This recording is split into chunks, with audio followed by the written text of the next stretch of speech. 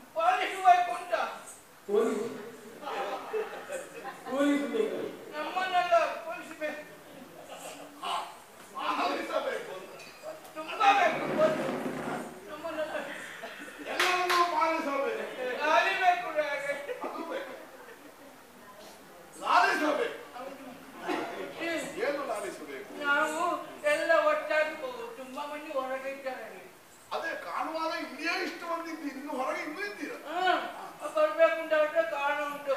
ನಾವೆಲ್ಲ ಗಟ್ಟಿಲ್ಲದ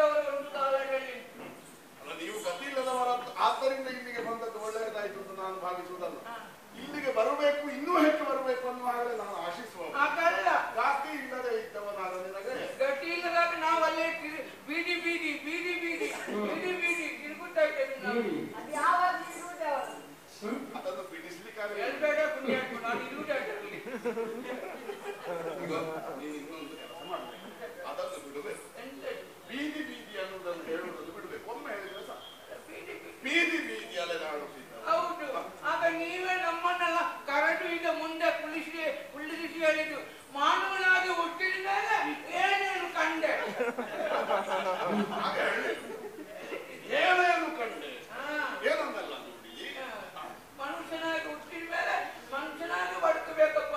ಒಟ್ಟು ಬೀದಿ ಬಿಕಾರಿಯಾಗಿ ತಿರುಗಬಾರ್ದುಂಟ ನೀವು ಹೇಳಿದ್ದಲ್ಲ. ನಮಗೆಲ್ಲ ಆಗ ವಿದ್ಯಾಭ್ಯಾಸ ಎಲ್ಲ ಇರಲಿಲ್ಲ. ಈಗ ಉಂಟಾ ಲೋಕಾನುಭವ ಉಂಟು. ಹೌದೌದು ನೀವು ಹೇಳಿದ್ದಲ್ಲ.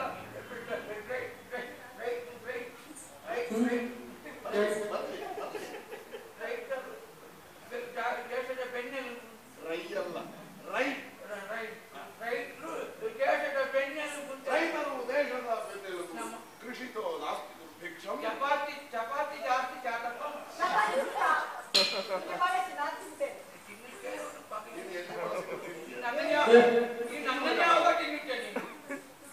ನೀವು ಹೇಳಿದ್ದಲ್ಲ ಜಪತೋ ನಾಸ್ತಿ ಪಾತಕ. ಚಪಾತಿ ಜಾಸ್ತಿ ಜಪ ಮಾಡಿದ್ರೆ ಪಾತಕ ಇಲ್ಲ. ಕೃಷಿ ಮಾಡಿದ್ರೆ ಬಡತನ ಇಲ್ಲ. ಕೃಷಿ ಮಾಡಬೇಕು ಬದುಕಬೇಕು ಅಂತ ನೀವು ಹೇಳಿದ್ರಿ. ಕೃಷಿ ಮಾಡಬೇಕು ಅಂತ ನಮ್ಗೆ ಇದು ಬೇಕಲ್ಲ. ಭೂಮಿ ಬೇಕಲ್ಲ. ಭೂತಾಯಿ ಬೇಕಲ್ಲ. ಅದೇ ಭೂತಾಯಿ ಭೂತಾಯಿ ಬೇಕು. ಅದೇ ನೀವು ಹೇಳಿದ್ದಲ್ಲ ನಿಮಗೆ ನಾನು ಜಾಗದಲ್ಲಿ ಪ್ರತ್ಯೇಕ ಇರಿಸಿದ್ದೇನೆ. ಅದನ್ನ ನಾವು ಸ್ವಾಧೀನ ಭೂಸ್ವಾಧೀನ ಮಾಡುವುದಿಲ್ಲ ಅಂತ ಹೇಳಿದ್ದಲ್ಲ. ಸಕ್ರಮವಾಗಿ ನಿಮಗೆ ಕೊಡ್ತೇನೆ. ಭೂಸ್ವಾಧೀನ ಮಾಡುವುದಿಲ್ಲ. ನಾವೆಲ್ಲ ಬಂಡವಾಳಶಾಹಿಗಳು. ಕೃಷಿ ಮಾಡುವುದರ ಮೂಲಕವಾಗಿ ದೇಶ ಉದ್ಧಾರವಾಗಬೇಕು ಅನ್ನುವಾಗ ಬಯಸುವ ಅರ್ಜುನರಾಯನ. ಹೌದು. ಆಗ ನಾವೆಲ್ಲ ಅಲ್ಲಿ ಎಲ್ಲ ಜಾಗ ಇವರೆಲ್ಲ ಹೋಗಿ ಟಮಾಟಟ್ಟು ಮಾಡಿ ಎಲ್ಲ ಮಾಡಿದ್ರು. ನಾನು ಹುಡುಕಲ್ಲ. ಅಲ್ಲಿಗೆ ಹೋಗುವಾಗ ನನಗೆ ಒಳ್ಳೆ ಜಾಗ ಸಿಕ್ಕಲಿಲ್ಲ. ಉತ್ತಮವಾದಂತಹ ಫಲವತ್ತಾದ ಭೂಮಿ ಎಲ್ಲ ಇನ್ನೊಬ್ಬರ ಸ್ವಾಧೀನ. ಹೌದು ನನಗೆ ಸಿಕ್ಕಲಿಲ್ಲ. ಸಿಕ್ಕಿದೆ. ಅದು ಕಲ್ಲ ಗುಡ್ಡೆ ಸಿಕ್ಕಿದೆ ನನಗೆ. ಏನು ಮಾಡಿದ್ದೀವಿ? ಜಾಗ ಬಿಟ್ಟು ಬಿಟ್ಟಿಯಾ? ಇಲ್ಲ ಕಲ್ಲು ಬಂದು ನಾವು ಸುಮ್ಮನೆ ಬಿಟ್ಟಿಲ್ಲ. ನಾನು ನನ್ನ ಹೆಂಡತಿ ರಾತ್ರಿ ಆಗಲು ಅಲ್ಲಿ ಹೊರಲಾಡಿದೆವು.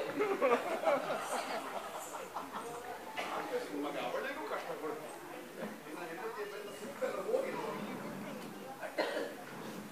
ಹೇಳಿದ್ದಲ್ಲ ಕಲ್ಲು ಮಣ್ಣಿನಲ್ಲಿ ಹೊರಲಾಡಿ ಕಲ್ಲೆಲ್ಲ ಹಾಕಿಟ್ಟು ತೆಗೆದು ಮಣ್ಣು ಅದನ್ನು ಫಲವತ್ತಾಗಿ ಹಸನು ಮಾಡುವುದಕ್ಕಾಗಿ ಪ್ರಯತ್ನ ಮಾಡಿ. ಹಸನೊಬ್ಬ ಮಾಡಿದೆವು ನಾವು.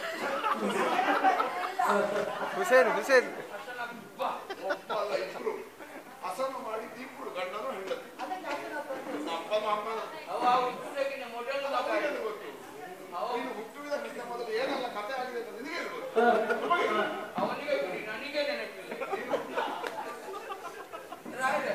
ಮತ್ತೊಂದು ಹೇಳ್ಬಿಡ್ತೇನೆ ಈಗಲೇ. ಅದನ್ನೆಲ್ಲ ಈ ಅಭಿಪ್ರಾಯದಲ್ಲಿ ನೆನಪು ಮಾಡಿಕೊಂಡು ಹೋಗ್ತಾರೆ. ಕಷ್ಟ ಬರ್ತದೆ. ನೀವು ಭೂಮಿ ಹಸನು ಮಾಡಿದ್ರೆ ನಾನು ಕೃಷಿ ಮಾಡಬೇಕು ಅಂತ ಆಯ್ತು. ಕೆಳಗಿನ ಮನೆ ಒಬ್ಬರು ಹೇಳಿದ್ರು ಒಳ್ಳೆ ಮೊದಲು ಒಳ್ಳೆ ಕೃಷಿ ಮಾಡಬೇಕು ಅಂತ ಆದ್ರೆ ನೀನು ಬಟ್ಟೆ ಮಾಡಬೇಕು ಅಂತ ಹೇಳಿದ್ರು. ಬಟ್ಟೆ ಮಾಡಬೇಕು ಅಂತ ಅಕ್ಕಿ ಮಾಡಬೇಕು. ಅದು ಭತ್ತ. ಬಟ್ಟ ಬಟ್ಟ ನನ್ನನ್ನು ಭತ್ತ ಮಾಡಬೇಕು. ಅಲ್ಲ ಬಟ್ಟೆ ಮಾಡಿದ್ದೇವೆ. ಭತ್ತ ಬಟ್ಟ ಹೇಳು ಭತ್ತ. ಬಟ್ಟ ಇದು ಈ ನಾಲಿಗೆ ತುದಿ ಉಂಟಲ್ಲ, ಬಾಯಿಯ ಮೇಲಿನ ಅಂಗುಳಕ್ಕೆ ತಾಗಬೇಕು. ಭತ್ತ. ಯಾರು ನಿನ್ನ ನಾಲಿಗೆ ನನ್ನ ಬಾಯಿಗೆ ತಾಗಬೇಕಲ್ಲ. ನಿನ್ನ ನಾಲಿಗೆ ನಿನ್ನ ದವಡೆಗೆ ತಾಗಬೇಕು. ಈಗ ನನ್ನ ಮಕ್ಕಳಿಗೆ ಯಾರು ದವಡೆಗೆ ತಾಗಿದ್ದಾರೆ.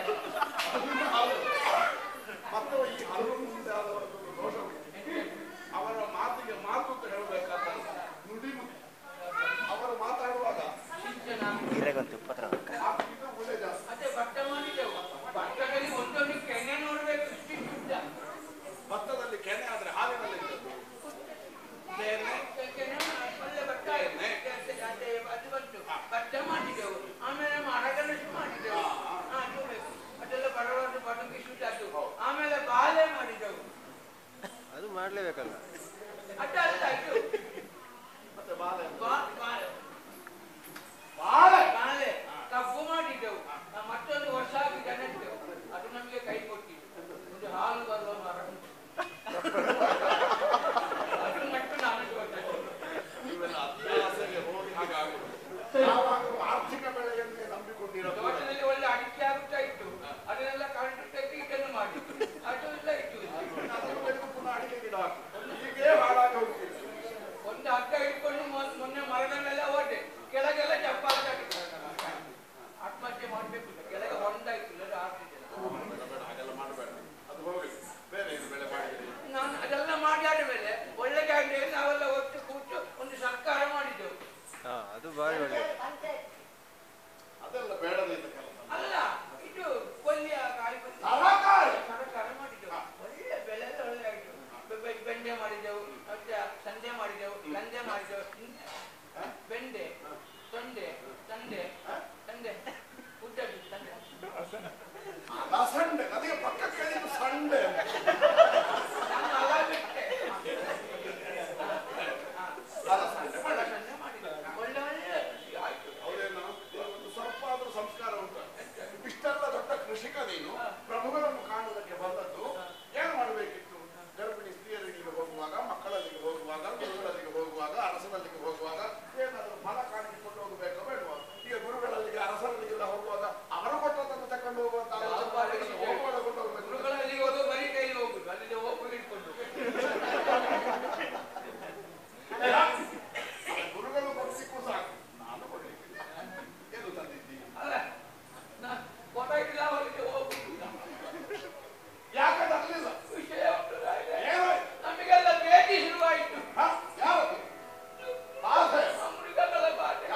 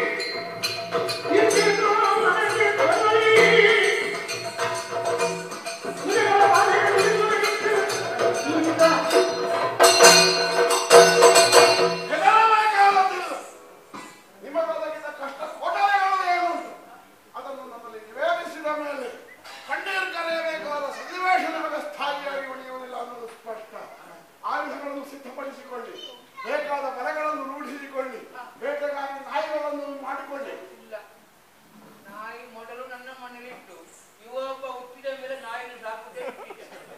ಯಾಕೆ ನಾಯಿಗೆ ಕೆಲಸ ಇರಲ್ಲ, ಇವನೇ ಮಾಡ್ತಾನೆ. ಎಲ್ಲ ಕೆಲಸ ಉಂಟು. ಕೆಲವು ನಾಯಿಗೆ ಬೇಕಾಗಿ ಬಿಟ್ಟಿದ್ದಾನೆ. ಇವನಿಗೆ ಮೊದಲು ಒಳ್ಳೆ ಹೆಸರಿತ್ತು, ಈಗ ಅವನಿಗೆ ಹೆಸರು ಮೂಷಲ ಅಂತ. ಹೋಟೆಲ್ ಎಲ್ಲಿ ಉಂಟು, ಹೀಗೇ ಹೋಗುದು. ಅದು ಪರಂಪರೆ ಬೇಕಲ್ಲ. ಇವಾಗ ಅವನ ಮಗನೇ ಕಳಿಸ್ಲಿಕ್ಕೆ ಉಂಟು. ಕಲಿಸಿ ಅನ್ನೋ ಬೇಕೇ ಬೇಕು. ಯಾಕೆ? ಪ್ರಾಣ ಶಕ್ತಿ ಪ್ರಾಣಿಗಳಿಗೆ ಇದ್ದಷ್ಟೇ ಮನುಷ್ಯರಿಗೂ ಇದೆ. ಆದರೆ ಆಮೇಲೆ ಏನಾಯಿತು, ನಾಗರಿಕತೆಯ ನೆಪದಲ್ಲಿ ಜೀವನದ ಪದ್ಧತಿ ಬದಲಾದ ಮೇಲೆ ಶ್ರವಣ ಶಕ್ತಿಯು ಘ್ರಾಣ ಶಕ್ತಿಯು ಎಲ್ಲ ನಷ್ಟ ಆಗಿ ಹೋಯಿತು.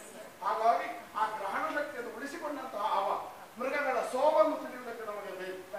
ಹಾಗಾಗಿ ತಡ ಮಾಡುವುದು ಬೇಡ. ಮಿತವಾದ ಪರಿವಾರವನ್ನು ನಾನು ಒಡಗೂಡಿಕೊಳ್ಳುತ್ತೇನೆ. ಕಾಡಿನಂತ ನಡೆಯೋದು.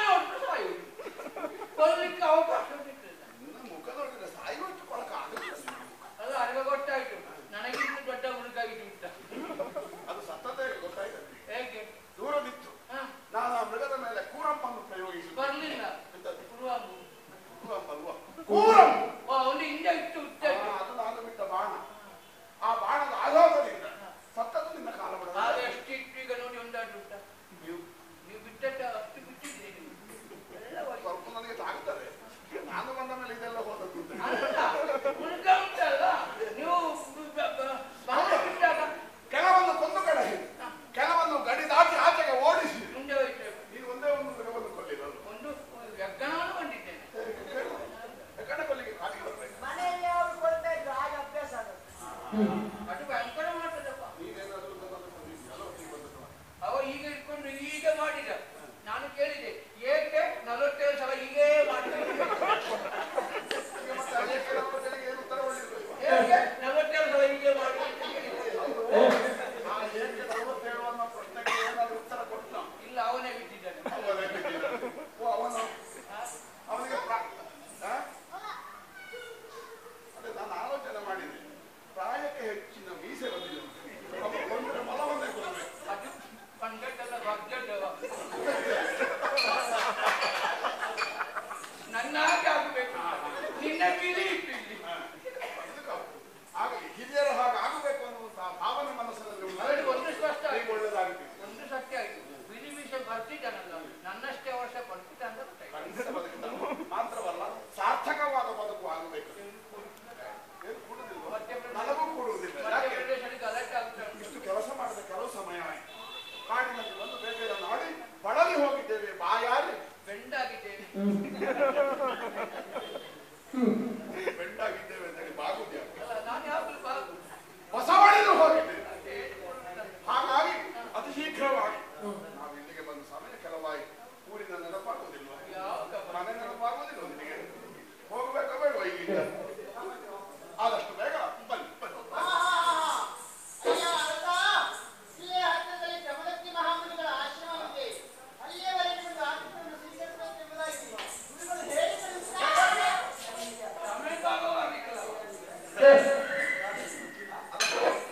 ಎಂತದ ಯಾರನ್ನ ಹೇಳುತ್ತೀವಿ? ನಮ್ಮ ಹುಡುಗ ಬುಟ್ಟಿ ಸಂತಾನಲ್ಲ ಮಕ್ಕಳಿಗೆಲ್ಲ. ಕೆಟ್ಟ ಮಾಡಾಕ್ತಾ ಬರುವಾಗ ಒಂದು ಅಂಗಿ ಹಾಕಬೇಕು ಅಂತ ಗೊತ್ತಿಲ್ಲ. ಭಾಷೆ ಕೆಟ್ಟ ಒಂದೇ ಕಾಡಿಗೆ ಕರ್ಕೊಂಡು ಬರ್ಬೇಕು. ಅಪ್ಪಿ ತಪ್ಪಿ ಇವರನ್ನೆಲ್ಲ ಮಠಕ್ಕೆ ಕರ್ಕೊಂಡು ಹೋದ್ರೆ ಉಂಟಲ್ಲ, ಅಲ್ಲಿ ಗಲಾಟೆ.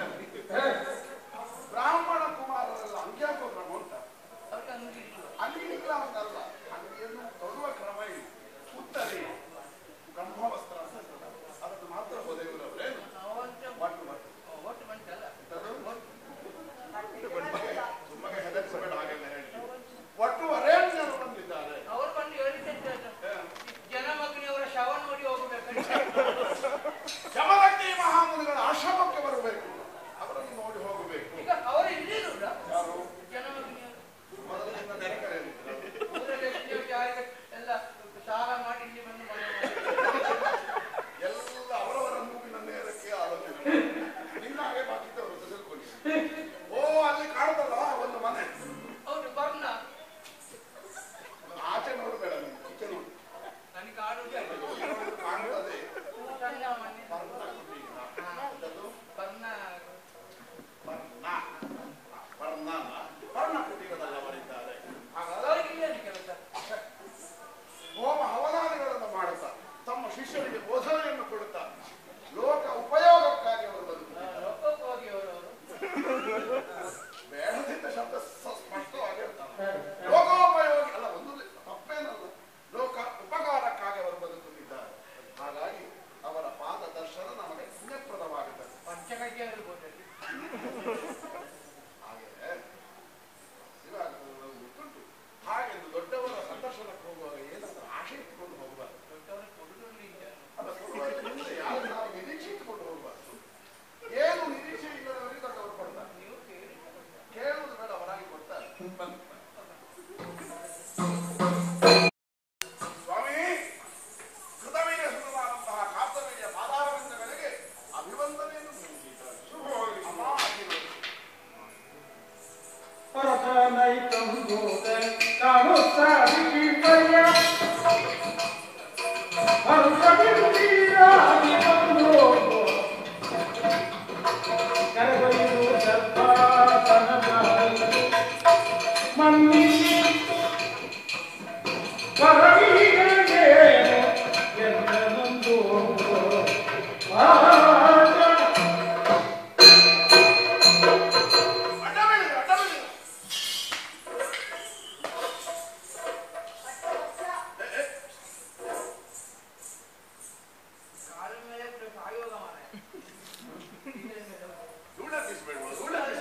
ಅಲ್ಲಿ ಸೆಗಣಿ ಹಾಕಿ ವಾಸನೆ ಬರ್ತದೆ. ಸೆಗಣಿ ಸಾರಿಸುವುದು ಮನೆಗೆ ಒಂದು ಶೋಭೆ. ನಾನು ಮನೆಯಲ್ಲಿ ಸಗಣಿ ಹಾಕಬಾರ್ದು, ಸಗಣಿ ಸಾರಿಸಬೇಕು. ಅಭ್ಯಾಸ ಇನ್ನಾದ್ರೂ ಮಾಡಿ ಮಾಡಬೇಕು. ಮಣಿಪಾಲ ಇಷ್ಟು ಬೇಗ ಯಾಕೆ ಹೋಗುದು? ನೀವು ಹೇಳಿದ್ದಲ್ಲ ಮುನಿಪಾಲ. ಮಣಿಪಾಲ ಮುನಿಪಾಲ ಋಷಿವರ. ಋಷಿವರ ಋಷಿವರ ಋಷಿವರ ಮುನಿಪಂಗಯ್ಯ ಮುನಿಪಾಲಿನಿಯಮ್ಮ ಮುನಿಯಮ್ಮ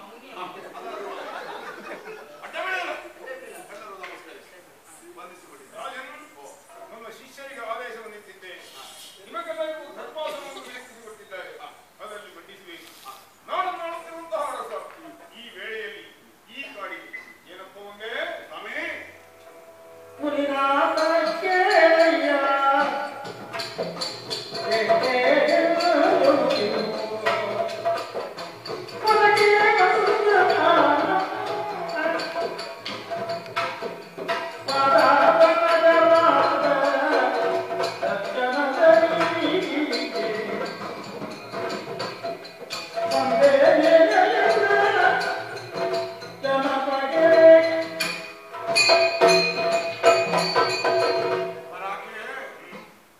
ಇವರ ಆರ್ತನಾದವನ್ನು ಕೇಳಿ ಇವರಿಗೆ ಕರ್ತವ್ಯಪ್ರಾಯವಾದಂತಹ ವನಚರವನ್ನು ಕೊಂದು ಕೆಡಹುವುದಕ್ಕಾಗಿ ಬೇಟೆಗಾಗಿ ಆಗಮಿಸಿದವನ್ನ ಸುಖವಾಗಿ ಬೇಟೆಯನ್ನು ಮುಗಿಸಿ ತಮ್ಮ ಪಾದ ವನದ ದರ್ಶನವನ್ನು ಮಾಡಿ ಹೋಗೋಣ ಅನ್ನೋ ಹಾಗೆ ಇಲ್ಲಿಗೆ ಆಗಮಿಸಿದೆ.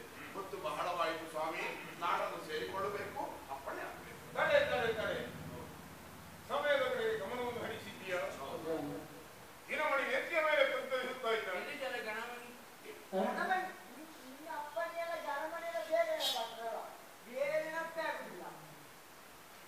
ಬೇರೆ ನೆನಪಾಗಲಿಕ್ಕೆ ನಿನ್ನಾಗೆ ಜೌವದಿಗಳು ಮನುಷ್ಯಾಗಿದ್ದರೂ ಕೂಡ ನಾನೊಬ್ಬ ಗೃಹಸ್ಥ ಎನ್ನುವುದನ್ನು ತಿಳಿದಿದ್ದೆಯಷ್ಟೇ. ಗೃಹಸ್ಥನಾದ ಆಚರಿಸಬೇಕಾಗಿರುವಂತಹ ಪಂಚ ಯಜ್ಞಗಳಲ್ಲಿ ಅತಿಥಿ ಯಜ್ಞಕ್ಕೆ ವಿಶೇಷವಾದಂತಹ ಪ್ರಾಶಸ್ತ್ಯವನ್ನು ಕೊಡಬೇಕು. ಮನೆಯ ಬಾಗಿಲಿಗೆ ಬಂದ ಅತಿಥಿ ಹಸಿದ ಹೊಟ್ಟೆಯಲ್ಲಿ ಹಿಂದಿರುತ್ತಾನೆ ಅಂತಾದರೆ ಗೃಹಸ್ಥನಿಗೆ ಶಾಪಬೇಕು ಹೇಳು.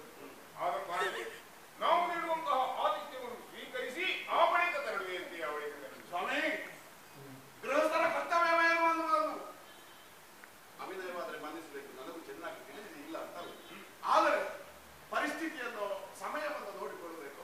ಏನು ಅಗಣಿತವಾದಂತಹ ಪರಿವಾರ ನನ್ನೊಂದಿಗಿದೆ. ಗೃಹಸ್ಥಾಶ್ರಮ ಧರ್ಮಿಯಾದಂತಹ ನಿಮಗೆ ಸತ್ಕಾರವನ್ನು ಸ್ವೀಕರಿಸುವುದಕ್ಕೆ ನಾವೆಲ್ಲರೂ ನಿತ್ಯವೆಂದಾದರೆ ನಿಮಗದು ಕಷ್ಟವಾದೀತು. ನಮ್ಮ ಪರಿವಾರವನ್ನು ಇವರನ್ನೆಲ್ಲ ಬಿಟ್ಟು ನಾನು ಒಪ್ಪಂಬೂಟ ಮಾಡಬೇಕು ಅಂತ ನನ್ನ ಮನಸ್ಸು ಬರುವುದಿಲ್ಲ. ನಾವು ಬೆಳೆದು ಬಂದ ದಾರಿ ಅದಲ್ಲ.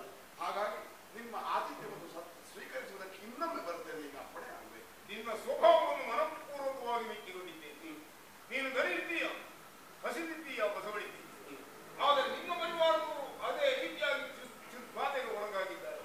ಅವರ ನುಡಿದು ನನ್ನ ಆತಿಥ್ಯವನ್ನು ನೀನು ಸ್ವೀಕರಿಸಿದ್ದರೆ ಆರೋಗ್ಯ ಮಾಡುವುದಿಲ್ಲ.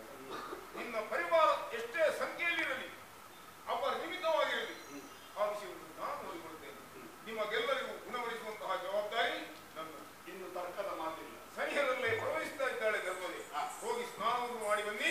ನಿಮಗೆ ಬೇಕಾದಂತಹ ಭೋಜನ ಅಪ್ಪಣೆ ಅಪ್ಪಣೆ. ಊಟ ಉಂಟಂತೆ ಊಟ ಇಲ್ಲಿಗ ಹುಟ್ಟಿದ ಮೇಲೆ ಊಟ ಕಾಣದವರ ಊಟಕ್ಕೆ ಹೋಗಬೇಕು ಅನ್ನುವ ಅಪ್ಪಣೆ ಆದದ್ದು ನಿಜ. ಸ್ನಾನ ಮಾಡಿ ಬರಬೇಕು ಅಂತ ಹೇಳಿದ್ದಲ್ವೋ? ನನಗೆ ಕೆಲವೆಲ್ಲ ಕೇಳುವುದೇ ಇದಲ್ವೋ? ನಾನು ಕಳೆದ ವಾರ ಸ್ನಾನ ಮಾಡಿದ್ದೇನೆ. ವಾರಕ್ಕೊಮ್ಮೆ ಸ್ನಾನ ಮಾಡುದು, ದಿನಕ್ಕೆ 2 ಬಾರಿ ಸ್ನಾನ ಮಾಡುದಕ್ಕೆ ಒಮ್ಮೆ ಮಾಡ್ತಾ 2 ಬಾರಿಗೆ ಸ್ನಾನ ಆಗಬೇಕು. ನಾನು ಒಂದೇ ಬಾರಿಗೆ ವಾರದಲ್ಲಿ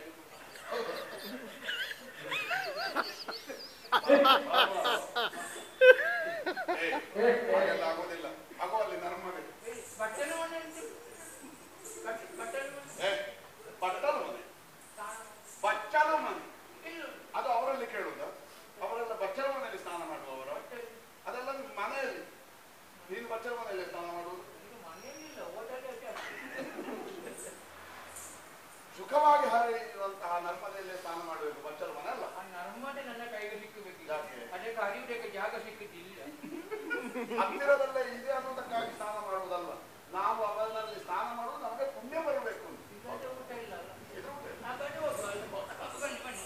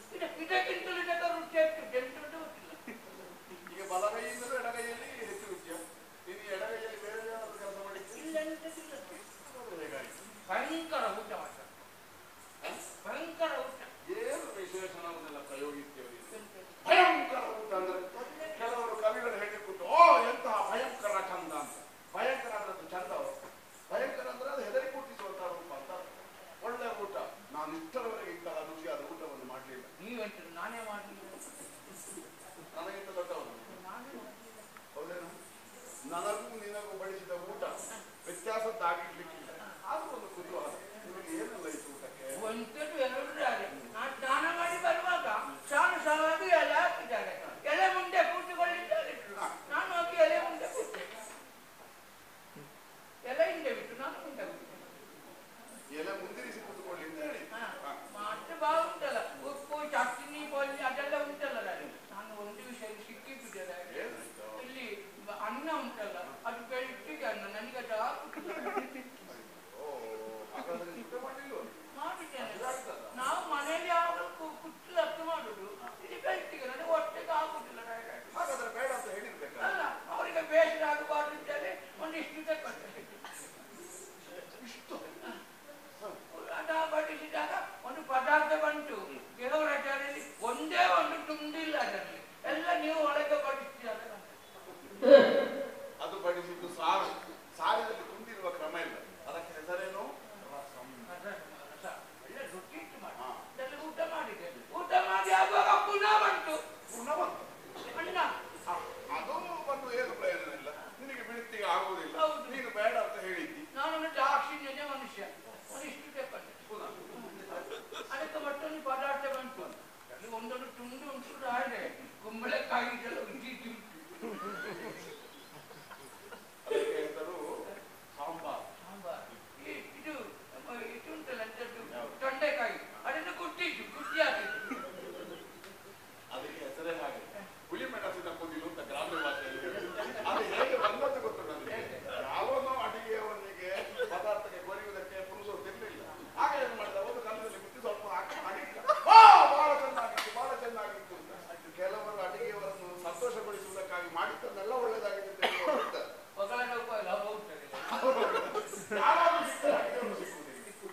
ಅದನ್ನು ಊಟ ಮಾಡಿದೆ. ಊಟ ಮಾಡಿ ಆವಾಗ ಪುನಃ ಬಂತು. ಅಣ್ಣ. ನೀನು ಬೇಡ ಅಂತ ಹೇಳಿರ್ಬೋದು. ನಿನಗೆ ಬಿಳಿತಿಗೆ ಊಟ ಮಾಡಿದ್ರೆ ಆಗುದಿಲ್ಲ. ನಾನೊಂದು ದಾಕ್ಷಿಣ್ಯದ ಮನುಷ್ಯ. ಒಂದಿಷ್ಟು ತಗೊಂಡು ಒಂದು ಬಿಳಿ ಪದಾರ್ಥ ಬಂತು. ಅಂತೊಂದು ಹೇಳಿದೆ ಅಂತೇಳಿ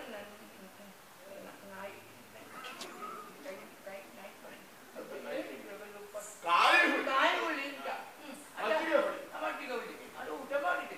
ಅದು ಊಟ ಮಾಡಿ ಆಗುವಾಗ ಬಸ್ ಬಂತು. ಈಗ ಹೋಗ್ಬೇಕಲ್ಲ. ಇದು ಬೇರೆ ಬೇರೆ ಕಲದ್ದು ಭಕ್ಷ್ಯ.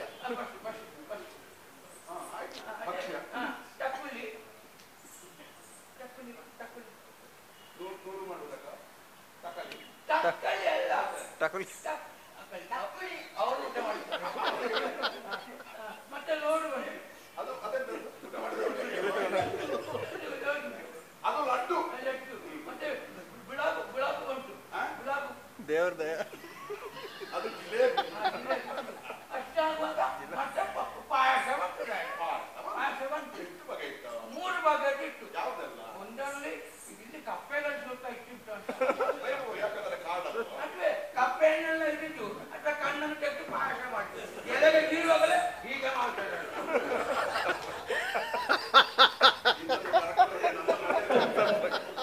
ಅದು ಕಪ್ಪೆ ಕಣ್ಣಿನ ಪಾಯಸ. ನಾನು ತಿಂದಿದ್ದೆ. ಅಲ್ಲ, ನೀನು ತಿನ್ನದು ನಾನು ತಿಂದಿದ್ದೇನೆ. ಇವರೇನು ಮಾಂಸಾಹಾರಿಗಳ? ನಾನು ಸಸ್ಯಾಹಾರಿ ಅಲ್ವಾ? ಅದು ಸಬ್ಬಕ್ಕಿ. ಅಪ್ಪಳಗಳನ್ನು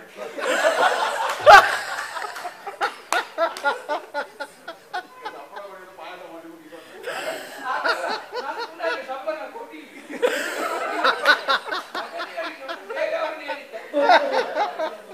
ಅದೊಂದು ರೀತಿಯ ಮರದ ಕಾಂಡದಿಂದ ಮಾಡಿದ ಪಾಯಸದ ಅದು ಮುಗಿಯುವಾಗ ಪುನಃ ನಿನ್ನ ಸಪ್ಪಳ ಹೋಟೆಲ್ ಸ್ವಲ್ಪ ರುಚಿ ಉಂಟು ಅಂತ ಆಯ್ತು. ಆ ಪಾಯಸ ಊಟ ಮಾಡಲಿಕ್ಕೆ ಮತ್ತೊಂದು ಪಾಯಸ ಮಾಡಿದ್ರೆ ಅದು ಗೊಬ್ಬರದ ಹುಳ. ಹಾಲಿಟ್ಟು ಪಾಯಸ ಅಂತ ಹೆಸರು. ನಾವು ಹಾಲಿಟ್ಟೆ ಪಾಯಸ ಮಾಡ್ತೀವಿ. ಪಾಯಸ ಮಾಡಿ ಅದು ಅಕ್ಕಿಯನ್ನು ಕಡಿಮೆ ಮಾಡುದು. ಹಾಲಿಟ್ಟು ಪಾಯಸ. ಮತ್ತೆ ಊಟ ಮತ್ತೊಂದು ಕಪ್ಪು ಪಾಯಸ ಬಂತು. ಅದು ಎಂತ ಅಂತ ಗೊತ್ತಾಗಲೇ ಇಲ್ಲ ನನಗೆ. ನಾನು ಆತಕ್ಕೆ ಹೇಳಿದೆ, ಬಟ್ ಇದೆಂತದ್ದು, ಇದು ಗುರ್ಜರ ಪಾಯಸ ಅಂತ ಹೇಳಿದ್ರು. ಅದು ಸಾಗರದ ಆಚೆಯಿಂದ ತರಿಸಿದಂತಹ ಪದಾರ್ಥ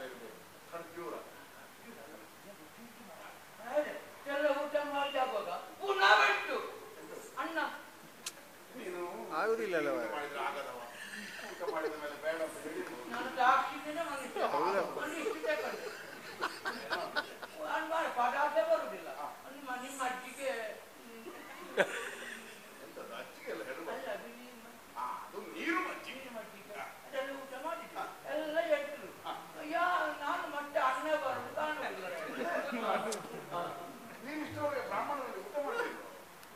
ದಾಕ್ಷಿಣ್ಯ ಅಲ್ಲ ಮಾರ್ರೆ. ಊಟದ ಕೊನೆಗೆ ಮಜ್ಜಿಗೆ ಬರುವುದು. ನೀನು ಇನ್ನೊಂದು 10 ಸಲ ಆದ್ರೂ ಇಂಥವರ ಮನೆಯಲ್ಲಿ ಊಟ ಮಾಡ್ಬೇಕು. ಆಗ ನಿನ್ನ ಊಟಕ್ಕೆ ಒಂದು ಸಂಸ್ಕಾರ ಬರ್ತದೆ, ಒಂದು ರೂಪ ಬರ್ತದೆ. ಇದ್ದ ವ್ಯಂಜನಗಳನ್ನೆಲ್ಲ ಒಟ್ಟಿಗೆ ಅನ್ನದ ಮೇಲೆ ಹಾಕಿ ಕಾಲಾಸಿ ತಿನ್ನುವುದಲ್ಲ, ಬೇರೆ ಬೇರೆ ಪದಾರ್ಥಗಳನ್ನು ಬೇರೆ ಬೇರೆ ರೀತಿ ಹಾಕಿ ಊಟ ಮಾಡಿ ಕೊನೆಗೆ ಮಜ್ಜಿಗೆ ನೀರಿನಲ್ಲಿ ಊಟ ಮಾಡುವುದು. ಯಾಕೆ?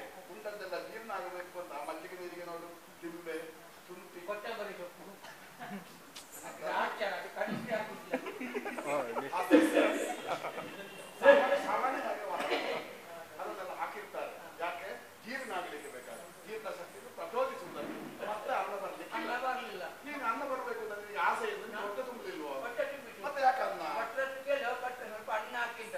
ಅವರು ಪಾಪ ಅನ್ನ ಹಾಕಿಟ್ಟು ಹಾಕಿದ ಮೇಲೆ ಕೇಳಿ ಯಾಕೆ ಮಾರ ಬಿಸಾಡ್ಲಿಕ್ಕೆ ಕೇಳಿದ.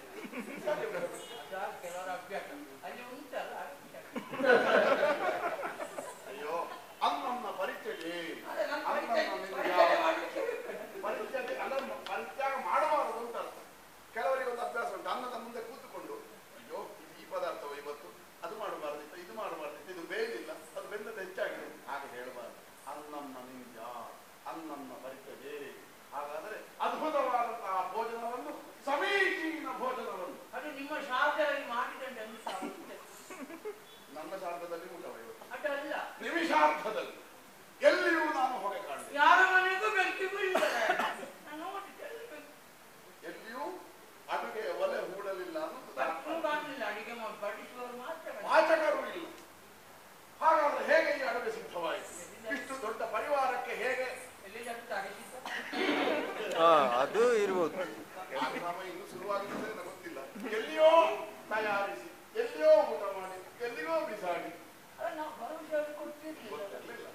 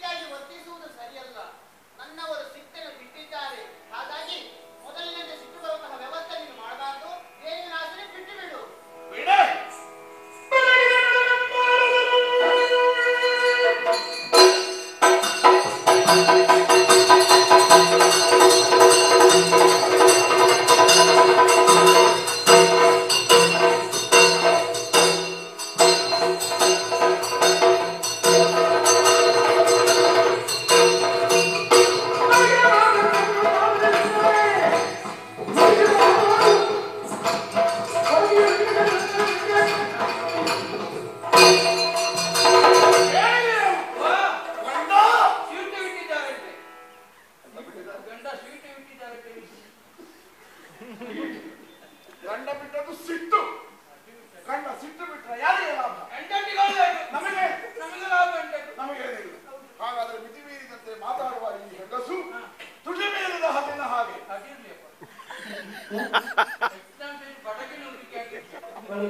ಹೊರಗಿಡುವಾಗ ಕಾಣ್ತದೆ. ಈ ಬೆಡಗನ್ನು ನನ್ನ ಮುಂದೆ ಪ್ರದರ್ಶಿಸುವುದು ಬೇಡ. ಕ್ಷಾಮದಿಂದ ಕೊಡುವಂತಹ ಅಭಿಮತ ನಿಮಗೆ ಇಲ್ಲದೆ ಹೋದರೆ ಬಲಾತ್ಕಾರ ಮಾಡಬೇಕಾಗುತ್ತದೆ. ಆಮೇಲೆ ನಮ್ಮನ್ನು ದೂರಿ ಪ್ರಯೋಜನ ಇಲ್ಲ. ಹಾಗಾದ್ರೆ ಕೊಡ್ತೀರೋ ಇಲ್ಲೋ? ಹಕ್ಕ ತಕ್ಕೋ. ಹಾಗಾದ್ರೆ ನೀನು ತಕ್ಕೋ. ಈ ದಳವದ ಕೊರಳಿಗೆ ಹಾಕಬೇಕು.